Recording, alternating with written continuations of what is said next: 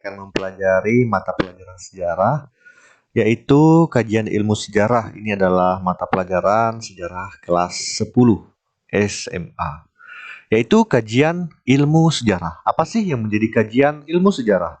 Jadi ada dua yang menjadi kajian ilmu sejarah. Yang pertama adalah ruang lingkup sejarah dan pola pikir sejarah. Yang termasuk ruang lingkup sejarah, di sini kita akan mempelajari mengenai sejarah sebagai ilmu. Kemudian yang kedua adalah sejarah sebagai peristiwa, dan yang ketiga adalah sejarah sebagai kisah. Kemudian yang keempat, sejarah sebagai seni. Sedangkan dalam hal kajian ilmu sejarah dari segi pola pikir sejarah, kita akan mempelajari 4 konsep, yaitu konsep diakronik, konsep sinkronik, konsep periodisasi, dan konsep kausalitas. Oke, mari kita lihat yang pertama adalah ruang lingkup sejarah, yaitu sejarah sebagai ilmu. Apa sih yang dimaksud dengan sejarah sebagai ilmu? Tetapi sebelumnya kita lihat terlebih dahulu ya mengenai pengertian sejarah. Nah, jadi ada beberapa tokoh-tokoh yang menyebutkan mengenai pengertian sejarah. Yang pertama kita lihat Herodotus. Menurut Herodotus, sejarah itu adalah perputaran jatuh bangunnya seorang tokoh masyarakat dan peradaban. Sejarah itu tidak berkembang ke arah depan dengan tujuan pasti, tetapi bergerak seperti garis lingkaran. Sedangkan menurut Ibnu Khaldun, ini adalah catatan umat manusia di dalam peradaban dunia. Itu adalah cerita tentang perubahan-perubahan yang terjadi di dalam kehidupan masyarakat. Sedangkan menurut Taufik Abdullah, sejarah itu adalah tindakan manusia dalam jangka waktu tertentu pada masa lampau yang dilakukan di tempat tertentu. Nah, kemudian ada juga ya seorang tokoh dari Indonesia yaitu Sartono Kartodiharjo, di mana di sini dia menyebutkan bahwa sejarah itu dalam arti objektif berarti kejadian atau peristiwa yang dapat ditunjukkan dengan bukti-bukti yang memiliki kebenaran objektif. Kemudian sejarah itu juga di dalam arti yang subjektif berarti suatu konstruksi atau bangunan yang disusun penulis sebagai suatu uraian atau cerita. Kemudian ini juga menurut tokoh dari Indonesia yaitu Muh Ali, sejarah itu adalah sejumlah perubahan, kejadian, dan peristiwa nyata. Sejarah adalah ilmu yang menyelidiki perubahan-perubahan, kejadian, dan peristiwa nyata. Kemudian tokoh sejarawan juga yaitu R.G. Collingwood, di mana dia menyebutkan sejarah itu sebagai penyelidikan tentang aktivitas manusia pada masa lampau. Nah, kita lihat ciri-ciri sejarah sebagai ilmu. Nah, jadi ini merupakan ciri-ciri sejarah menurut Kunto Wijoyo, di mana sejarah sebagai ilmu itu dia bersifat empiris. Kemudian yang kedua, ciri-cirinya adalah mempunyai objek untuk diteliti. Kemudian yang ketiga adalah mempunyai teori, yang keempat mempunyai generalisasi, dan yang kelima mempunyai metode. Ini adalah ciri-ciri sejarah sebagai ilmu menurut Kunto Wijoyo. Kemudian kegunaan sejarah sebagai ilmu. Kegunaan sejarah sebagai ilmu ini dibagi menjadi dua, yaitu kegunaan secara intrinsik dan kegunaan secara ekstrinsik. Kegunaan secara intrinsik yaitu yang pertama sejarah sebagai ilmu. Kemudian yang kedua sejarah sebagai pernyataan pendapat. Kemudian yang ketiga, sejarah itu bisa digunakan sebagai cara untuk mengetahui masa lampau. Dan kegunaan sejarah yang berikutnya adalah sebagai profesi. Sedangkan kegunaan ekstrinsiknya, di sini sejarah itu bisa digunakan sebagai pendidikan moral. Kemudian sejarah juga bisa digunakan sebagai pendidikan penalaran. Sejarah juga bisa digunakan sebagai pendidikan politik, pendidikan kebijakan, pendidikan perubahan, dan pendidikan masa depan. Itu adalah kegunaan secara ekstrinsik. Nah, yang berikutnya adalah fungsi sejarah sebagai ilmu. Apa sih yang menjadi fungsi sejarah sebagai ilmu? Fungsinya, nah jadi di sini menurut sejarawan Nugroho Noto Susanto menyatakan sejarah itu memiliki 3 fungsi, yaitu fungsi rekreatif dan fungsi inspiratif serta fungsi instruktif. Nah, jadi yang dimaksud dengan fungsi rekreatif adalah di sini contohnya. Misalnya situs sejarah itu dapat digunakan sebagai sarana rekreasi. Selain mengunjungi situs sejarah, rekreasi sejarah juga dapat dilakukan dengan membaca buku. Nah, ini kita ambil contoh adalah lokasi sejarah yang terkenal, yaitu Candi Borobudur, di mana ada banyak orang yang menjadikan Candi Borobudur itu sebagai tempat berrekreasi. Yang berikutnya adalah sebagai fungsi inspiratif. Nah, jadi kisah sejarah ini dapat memberikan sebuah inspirasi bagi orang lain.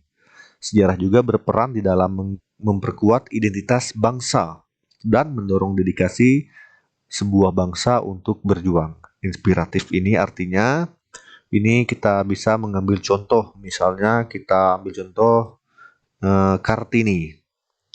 Kita bisa mengambil contoh poin-poin baiknya ya, di mana Kartini itu salah satu tokoh yang menaikkan derajat kaum wanita. Jadi ini juga bisa diambil contoh untuk kaum wanita pada masa sekarang sebagai inspirasi. Kemudian yang berikutnya adalah fungsi instruktif. Fungsi instruktif ini berkaitan dengan kegiatan pembelajaran. Nah, kemudian sejarah itu juga dapat digunakan sebagai penunjang di dalam menjelaskan mata pembelajaran lainnya. Nah, jadi yang berkaitan dengan kegiatan pembelajaran ini adalah contohnya adalah sejarah yang diajarkan di sekolah-sekolah.